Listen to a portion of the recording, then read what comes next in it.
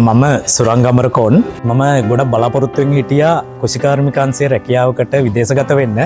ඉතින් ඒ අවස්ථාවේදී මට දැනගන්න ලැබුණා ශ්‍රී ලංකා විදේශ රැකියා නියෝජිත ආයතනයෙන් තොරතුරු කැඳවීමක් කරා ඔන්ලයින් ක්‍රමවේදය ඔස්සේ කුෂිකාර්මික ක්ෂේත්‍රයේ විදේශගත රැකියා සඳහා තොරතුරු ලබා ගැනීමක්. එහිදී විදේශ රැකියා නියෝජිත ආයතනයේ වෙබ් සැබදිය ඕපන් වුණා. ඉතාමත් කෙටි වේලාවකට තමයි ඕපන් වුණේ. එහිදී මම ශනිකව මැදිහත් වෙලා මගේ තොරතුරු වෙබ් සැබදිය හරහා ලියාපදිංචිය ලබා ගත්තා. ඒ අනුව අපිට මැසේජ් පණිවිඩ ආවා මෙන්න මේ දිනවල සම්මුඛ පරීක්ෂණ සඳහා සහභාගී වෙන්න කියලා. අපි සම්මුඛ පරීක්ෂණ වට ගණනාවකට සම්බන්ධ වුණා.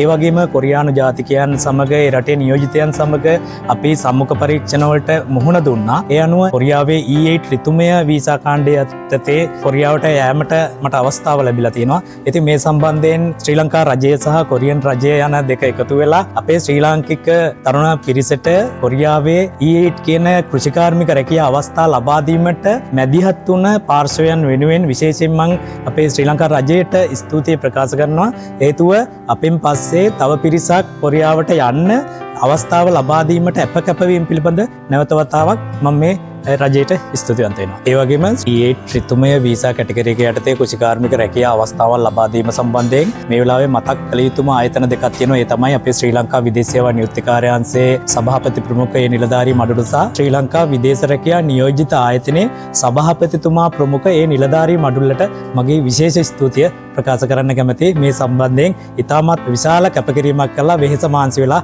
මේ E8 ඍතුමය වීසා කැටගරි එක ජය ගන්නට කැපවීම සම්බන්ධයෙන් බොහොම ස්තුතියි. දුලාංජලි ලක්මානි මං ආවේ ඇටම්පිටිය ප්‍රදේශයේ ඉඳලා. E8 වලින් කලින් ඉඳලම ලංකාවෙන් යනවා කිව්වට ඒක සාර්ථක වුණේ නැහැ. ඒ වුණාට ලොකු විශ්වාසයක් තිබුණා මේක ඇත්තටම හරියයි කියලා. ඒ වගේම දැන් අද මගේ හිනේ හැබැවුණා. ශ්‍රී ලංකා විදේශ සේවා නියුක්ති කාර්යාංශයටත් ශ්‍රී ලංකා විදේශ රැකියා ඒජන්සිය ආයතනයටත් බොහොම ස්තුතිවන්ත වෙනවා. ගෑනු ළමයි මම අපිටත් මේ වගේ අවස්ථාවක් සලසලා දුන්නට මං කුෂිකර්ම සම්බන්ධයෙන් කෝස් එකක් කරා. දැන් ගොඩක් තරුණ තරුණියෝ කුෂිකාර්මික පැත්තෙන් ඉස්සරහට යන්නේ නැහැ. අපි මේවට මුල් ආරම්භයක් දුන්නත් මේකට එක්ක දිගටම කරගෙන ගියොත් ඒ වගේ රටක තියෙන තාක්ෂණය ගෙනල්ලා ඒ විදියට අපේ රට දියුණු කරන්න හොඳ ව්‍යවසායකයෙක් වෙන්න පුළුවන් කියලා මට හිතෙනවා. මගේ නම ටිරෝන් නාසිරි. මං වැලිමඩ ප්‍රදේශයේ තමයි ජීවත් වෙන්නේ. මම ඇත්තටම ගමේ ග්‍රීන් හවුස් වගාව සම්බන්ධයෙන් කරගෙන ඉන්නවා. මගේ වර්ගාලි 2000 විතර ටනල් එකක් තියෙනවා. ඒ ඉන්න අතරේ තමයි මට ඔය E8 කියන වීසා කැටගරිය යටතේ රෝඩියාවට යන්න පුළුවන් කියලා අවස්ථාවක් තියෙනවා කියලා දැනගන්න ලැබුණේ. ලොකු ආందోලනාත්මක පැත්තකට පත්වෙච්ච වීසා එකක් නිසා මං හිතුවේ නෑ මට ඒකට යන්න පුළුවන් අවස්ථාවක් ලැබෙයි කියලා. නමුත් කොහොම හරි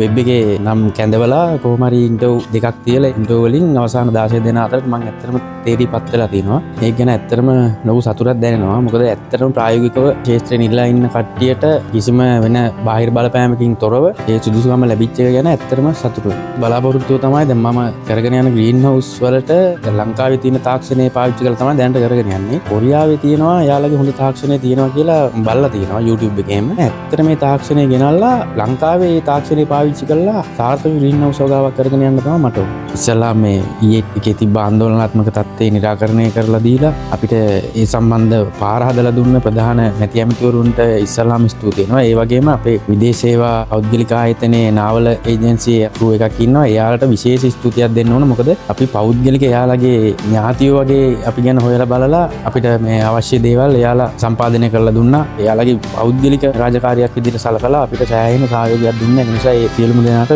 විශේෂ ස්තුතියක් පළ කරනවා මේ අවස්ථාවේ.